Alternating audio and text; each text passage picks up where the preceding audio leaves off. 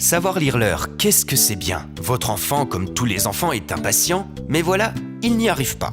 Lire l'heure sur une montre à aiguille ou sur une horloge lui paraît compliqué. Et avouons qu'apprendre à lire l'heure, ce n'est pas simple. Le mieux est d'avancer étape par étape. Vérifiez tout d'abord que votre enfant ne confond pas le rôle de la grande et de la petite aiguille. Dans un tout premier temps, faites repérer les aiguilles de l'horloge. Pour cela, vous pourriez, sur l'horloge du salon, de la cuisine et même de sa chambre, coller une gommette verte sur la grande aiguille et une gommette rouge sur la petite. Ainsi, votre enfant aura un repère pour les différencier. Puis, rappelez-lui simplement le rôle de chacune des aiguilles. La petite aiguille indique les heures, la grande aiguille, les minutes. Comme il faut bien différencier heures et minutes sur l'horloge, il nous faut un code, c'est la longueur des aiguilles. Quand votre enfant a bien compris le rôle des deux aiguilles de l'horloge, il peut être encore difficile pour lui de repérer la position exacte de celle-ci sur le cadran, notamment la petite aiguille quand elle est entre deux nombres. Il est 4 heures passées ou il est déjà 5 heures? Dès que l'occasion se présente, lorsque la petite aiguille est placée entre deux nombres, demandez par exemple à votre enfant s'il est avant ou après 7 heures quand l'aiguille est entre 7 et 8. Au fur et à mesure qu'il avancera dans ses repères, votre enfant fera une lecture de l'heure de plus en plus précise. S'il a une montre, préférez un cadran où tous les chiffres sont écrits, cela sera plus facile pour la lecture. Votre enfant a bien compris le rôle des deux aiguilles, il repère la position exacte de celle-ci sur le cadran, mais il ne comprend pas que, quand la grande aiguille est positionnée sur le chiffre 2, cela représente 10 minutes et non 2 minutes.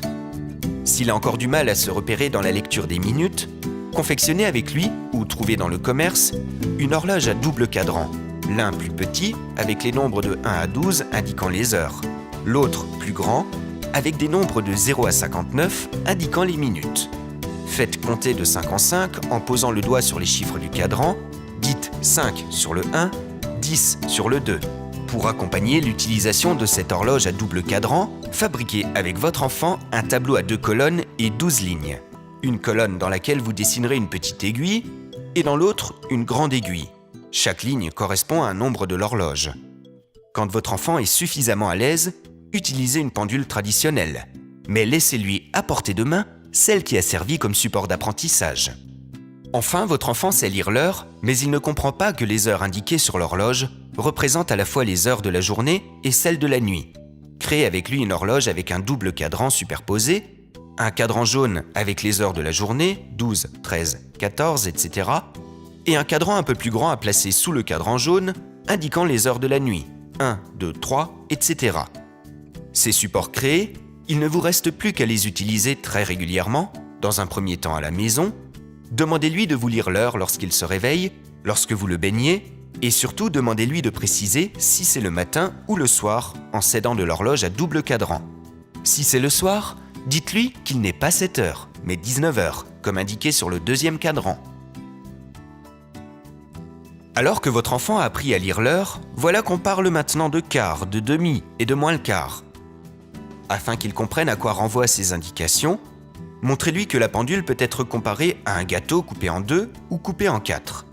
Dites-lui que 15 peut se dire et quart, comme dans un quart de gâteau, que 30 peut se dire et demi, comme la moitié du gâteau, et que 45 peut se dire moins le quart, le dernier quart du gâteau.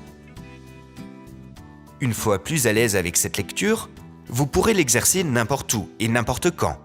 Vous pourriez lui acheter une montre et lui demander dès que vous êtes avec lui de vous donner l'heure ou encore de vous prévenir lorsqu'il sera telle heure.